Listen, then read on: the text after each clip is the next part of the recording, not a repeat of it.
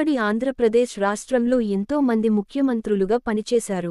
అప్పటి కాంగ్రెస్ పార్టీకి ప్రత్యామ్నాయంగా తెలుగువారి ఆత్మగౌరవం అనే నినాదంతో స్వర్గీయ నందమూరి తారకరామారావు తెలుగుదేశం పార్టీని స్థాపించి 9 నెలల్లో అధికారం చేపట్టి రికార్డు సృష్టించారు.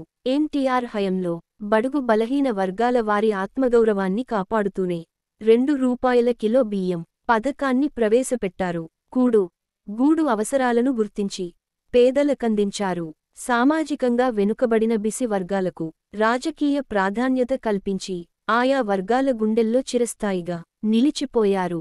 ఎన్టీఆర్ రాజకీయ వారసత్వాన్ని అందుకుని ముఖ్యమంత్రి అయిన చంద్రబాబు పాలనలో హైటెక్ సిటీ, హైదరాబాద్ అభివృద్ధికే ప్రాధాన్యత ఇచ్చారు. రాయలసీమ, ఉత్తరాంధ్ర ప్రాంతాల్లో అభివృద్ధి కుంటుపడింది. చంద్రబాబు పాలనలో పేదలకు సరైన సంక్షేమం అందలేదనే విమర్శలు వచ్చాయి. విద్య, వైద్యం పూర్తిగా కార్పొరేట్ చేతుల్లోకి వెళ్లిపోయి పేద ప్రజలు తీవ్ర ఇబ్బందుల్లో ఉన్న సమయంలో వైఎస్ రాజశేఖరరెడ్డి ముఖ్యమంత్రి అయ్యారు. ఆరోగ్యశ్రీ, ఫీజు రీయింబర్స్మెంట్ వంటి పథకాలను ప్రవేశపెట్టి పేదల కష్టం తీర్చారు. కార్పొరేట్ ఆసుపత్రుల గేటు కూడా తాకలేని పేదలకు ధనిక కుటుంబాలతో సమానంగా ఉచిత వైద్యం అందించి వారి ఆత్మ గౌరవాన్ని నిలబెట్టారు. కార్పొరేట్ చదువులను సైతం ధనిక కుటుంబాలతో సమానంగా పేదలకు అందించిన ఘనత వైఎస్ రాజశేఖరరెడ్డికే దక్కింది. వైఎస్ రాజశేఖరరెడ్డి మరణం తర్వాత ఆయన వారసుడు వైఎస్ జగన్మోహన్ రెడ్డి తండ్రికి తగ్గ తనయుడిగా పేదల ఆత్మ గౌరవాన్ని నిలబెట్టారు. సంక్షేమ పథకాల కోసం జెరాక్స్ కాపీలతో ఆఫీసుల చుట్టూ తిరిగే బానిస బతుకులకు చరమగీతం పాడారు. గ్రామ స్థాయి నాయకుల చుట్టూ ప్రదక్షిణలు చేసే అవకాశం లేకుండా నేరుగా ఇంటికి వెళ్లి లబ్ధిదారులకు సంక్షేమ పథకాలు అందించే సచివాలయం, వాలంటరీ వ్యవస్థలను ఏర్పాటు చేశారు.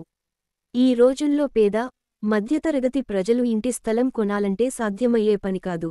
కరోనా లాంటి సంక్షోభంలో కూడా రాష్ట్ర వ్యాప్తంగా సుమారు 30 లక్షల పేద, మధ్యతరగతి కుటుంబాలకు ఇంటి స్థలాలు మంజూరు చేసిన జగన్ దేశంలోనే రికార్డు సృష్టించారు. ఎక్కడా అవినీతికి తావులేకుండా పేద ప్రజల ఆత్మ గౌరవానికి పెద్దపీట వేశారు. అవినీతి లేకుండా పేదలు ఆత్మ గౌరవాన్ని నిలబెడుతూ వారి సంక్షేమం కోసం కృషి చేసిన ఎన్టీఆర్, వైఎస్ఆర్ మరియు వైఎస్ జగన్ మోహన్ రెడ్డి చరిత్రలో వారికంటూ ప్రత్యేక స్థానం సంపాదించారు. అభివృద్ధి అంటే కేవలం కంపెనీలు, ఉద్యోగ కల్పనే కాదు.